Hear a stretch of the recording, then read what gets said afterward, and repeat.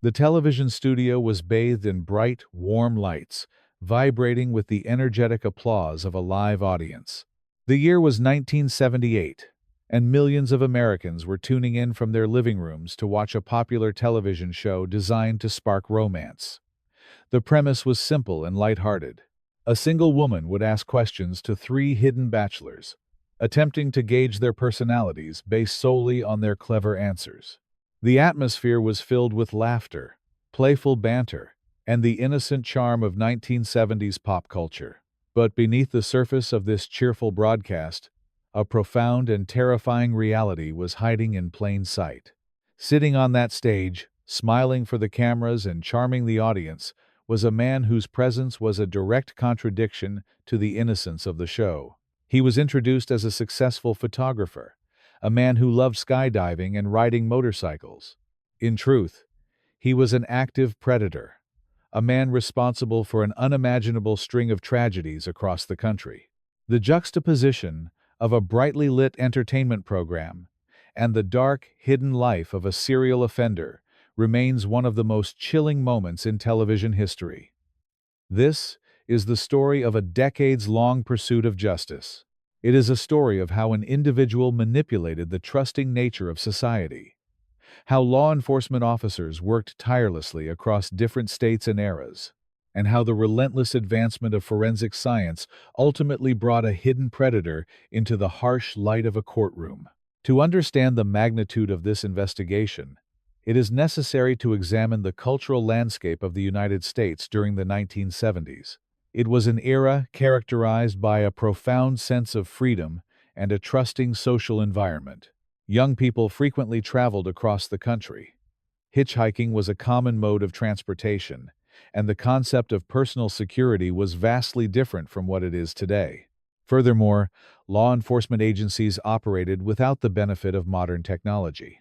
There were no national computerized databases, no cellular phones, and no instantaneous ways to share information between jurisdictions.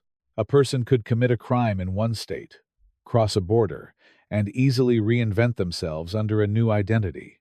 This fragmented system created an environment where an opportunistic offender could operate for years, exploiting the gaps in communication between local and federal authorities.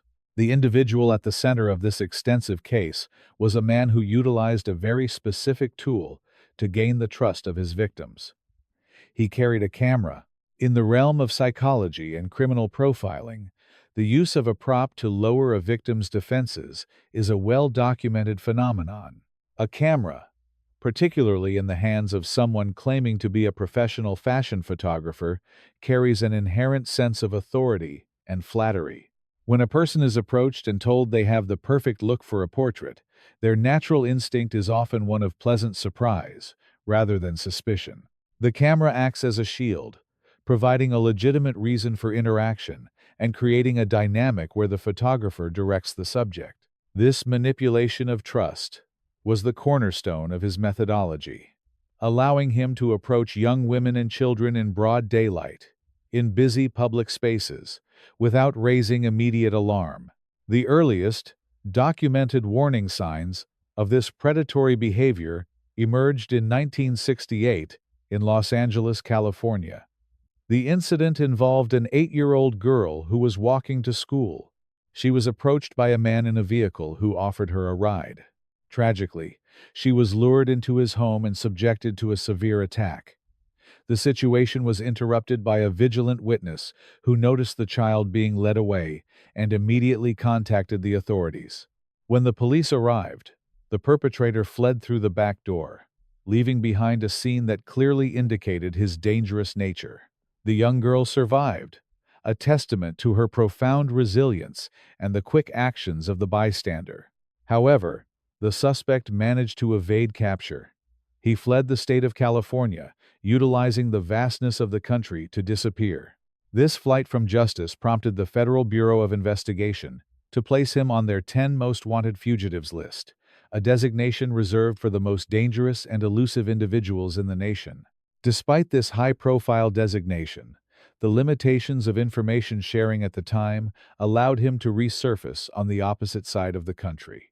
By 1971, He had relocated to New York City, adopting a new name and immersing himself in the vibrant, artistic culture of the city.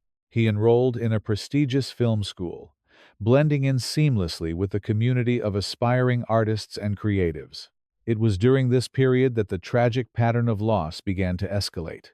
Cornelia Crilly was a bright, ambitious 23-year-old flight attendant living in Manhattan. She had moved to the city to pursue her dreams, known to her friends and family as a warm and deeply caring individual. In 1971, her life was abruptly and tragically cut short. She was found deceased in her apartment, the victim of a fatal encounter. The investigation into Cornelia's passing was hampered by the lack of immediate leads and the forensic limitations of the early 1970s. Detectives worked tirelessly, canvassing the neighborhood and interviewing acquaintances, but the trail remained agonizingly cold. Not long after, the community was struck by another devastating loss. Ellen Hover, a talented 23-year-old musician and the daughter of a prominent comedy club owner, vanished without a trace. Ellen was deeply embedded in the cultural life of New York, a young woman with a promising future. Her disappearance triggered a massive search effort. Friends, family, and law enforcement scoured the city, distributing flyers and pleading for information. Her remains were tragically discovered a year later in a wooded area outside the city. The forensic pathology reports from both cases indicated a clear and disturbing pattern. But connecting these tragedies to a specific individual proved to be a monumental challenge for the New York police. The perpetrator's time in New York eventually came to an end when he was recognized from an FBI wanted poster by two young individuals at a summer camp in New Hampshire, where he had managed to secure employment. The authorities were notified, and he was finally apprehended and extradited back to California to face charges for the 1968 incident. However, the justice system at the time was fraught with complexities. Due to a combination of legal maneuvers and the reluctance of the young survivor's family to subject her to the trauma of a trial, the case resulted in a plea agreement. He served a remarkably brief sentence of just over 3 years before being granted parole. This outcome represents a profound failure of the legal safeguards designed to protect the public, allowing a highly dangerous individual to return to society under minimal supervision. Upon his release in the mid-1970s, the tragedies resumed, this time centered around the Los Angeles area. The region was soon plagued by a series of unsolved cases that left communities on edge and law enforcement grasping for connections. Jill Barcombe, an 18-year-old who had recently moved to Los Angeles, became a victim shortly after her arrival. Georgia Wickstead, a 27-year-old registered nurse, known for her dedication to helping others, was found fatally injured in her Malibu apartment. Charlotte Lamb, a 32-year-old woman, was discovered in a laundry room in El Segundo. Jill Parenteau, a 21-year-old who lived in Burbank, was also tragically taken from her family. Each of these women had distinct lives, aspirations, and loved ones who were left to grapple with an unimaginable void.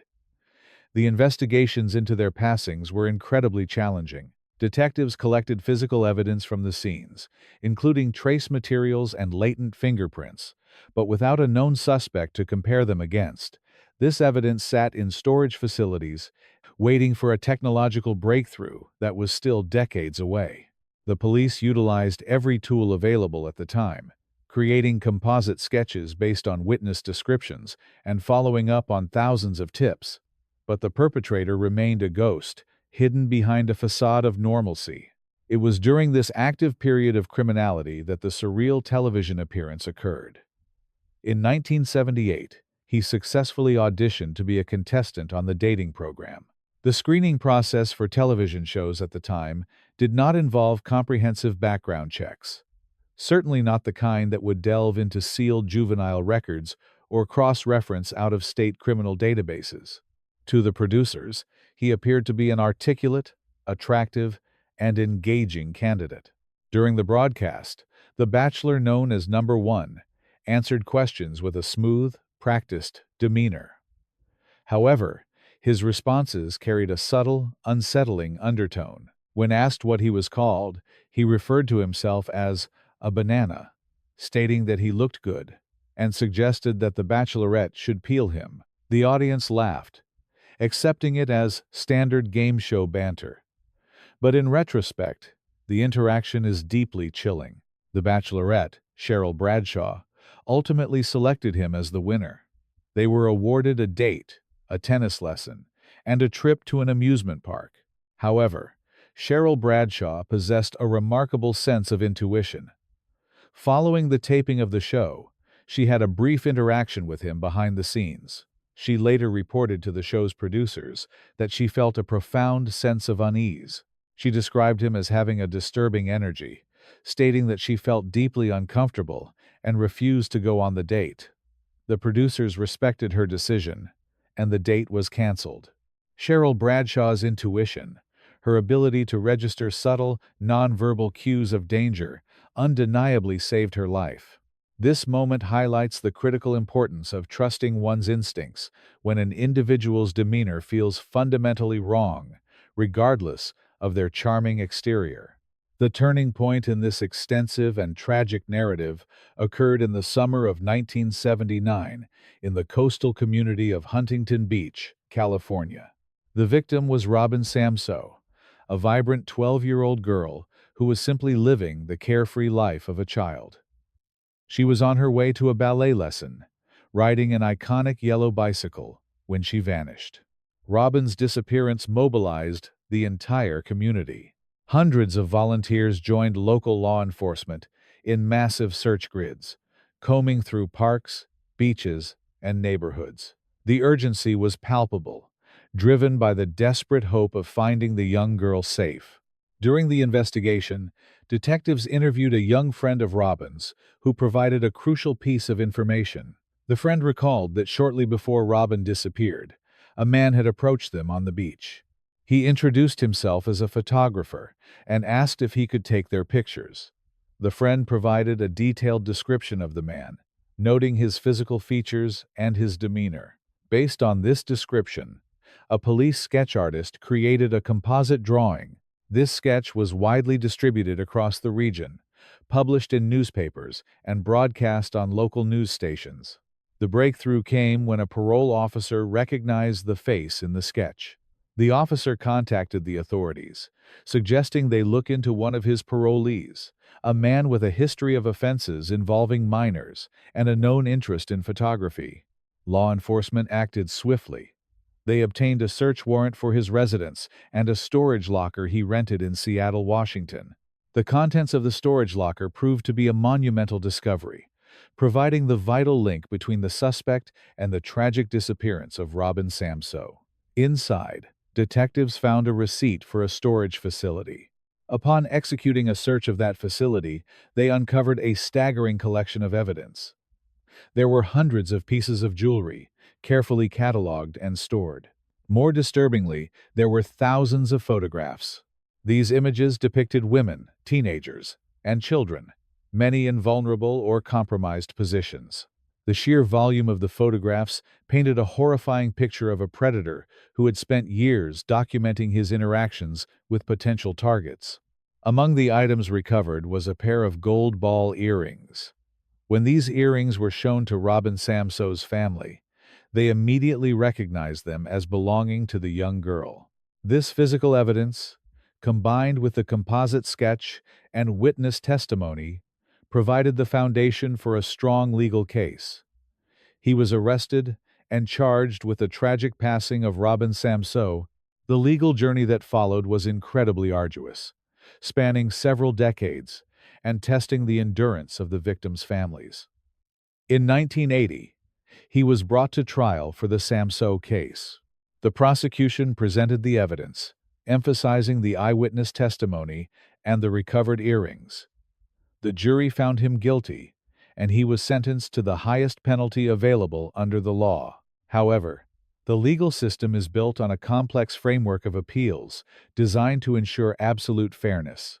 In 1984, the California Supreme Court overturned the conviction, ruling that the jury had been improperly informed about his prior criminal history. which may have prejudiced their decision.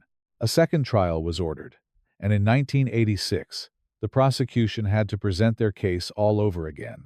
The emotional toll on the Samso family was immense, forcing them to relive the darkest days of their lives in a public courtroom. Once again, the jury returned a guilty verdict, and once again, the maximum sentence was applied.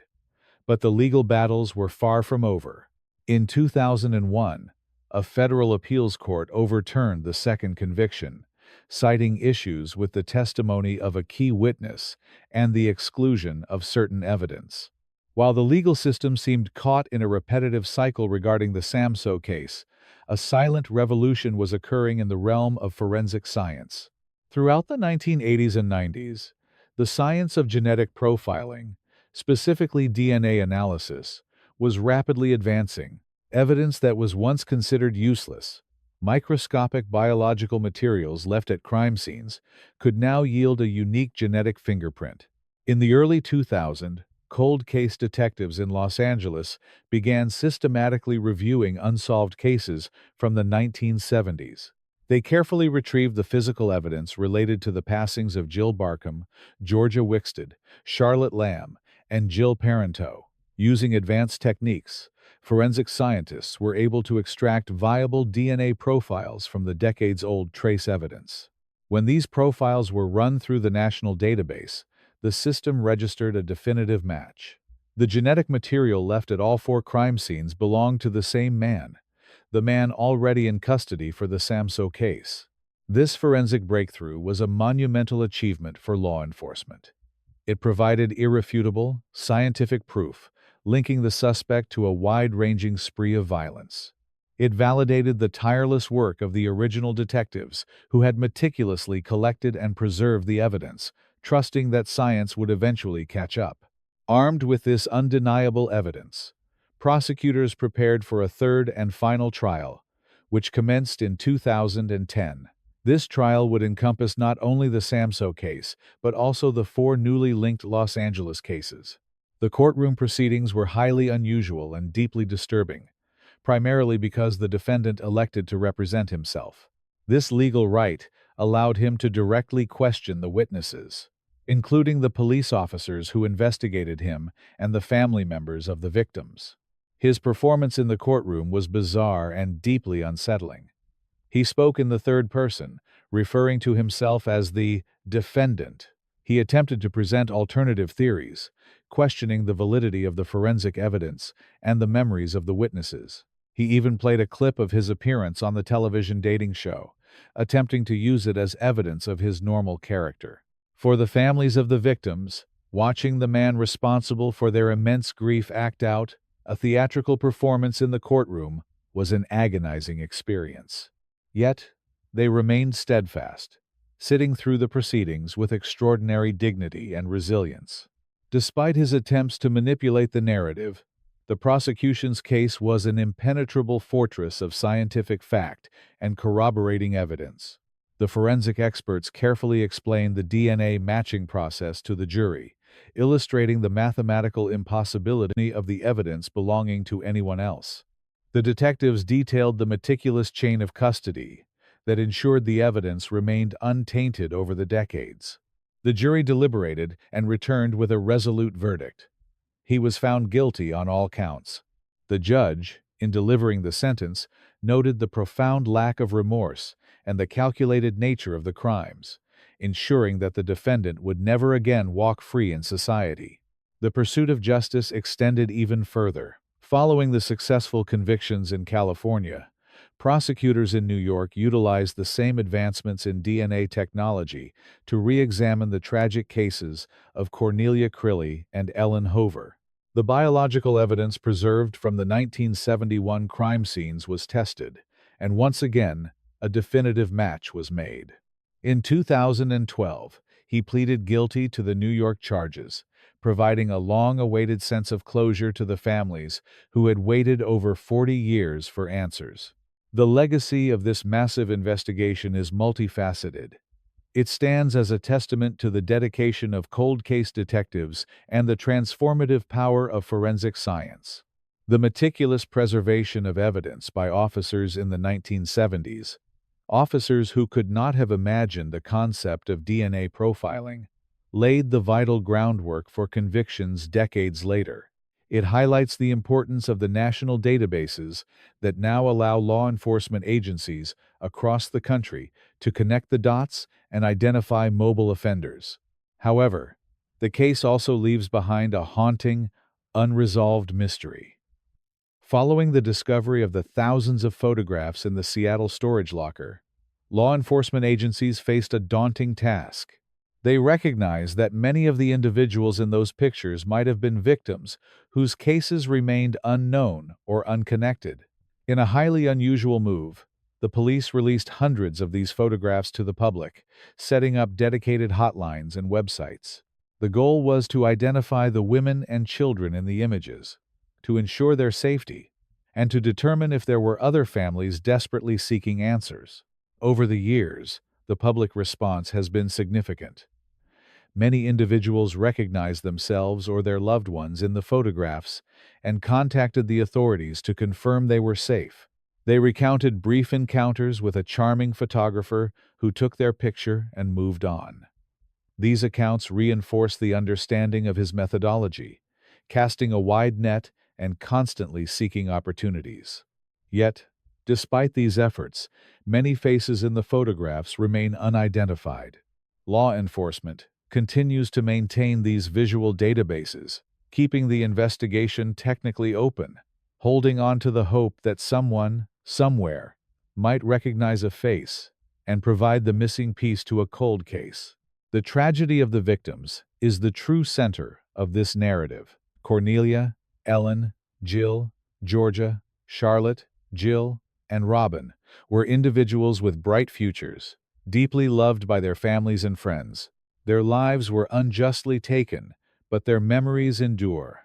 The relentless pursuit of justice in their names forced changes in how law enforcement tracks offenders, how evidence is processed, and how society understands the deceptive nature of predatory behavior. The families of the victims demonstrated immeasurable strength, enduring decades of legal uncertainty and courtroom trauma to ensure that the truth was finally and irrevocably established. As we reflect on the entirety of this complex and deeply disturbing history, from the bright lights of a television studio to the sterile environment of a forensics laboratory, we are left to consider the nature of intuition and the safeguards we build into our society.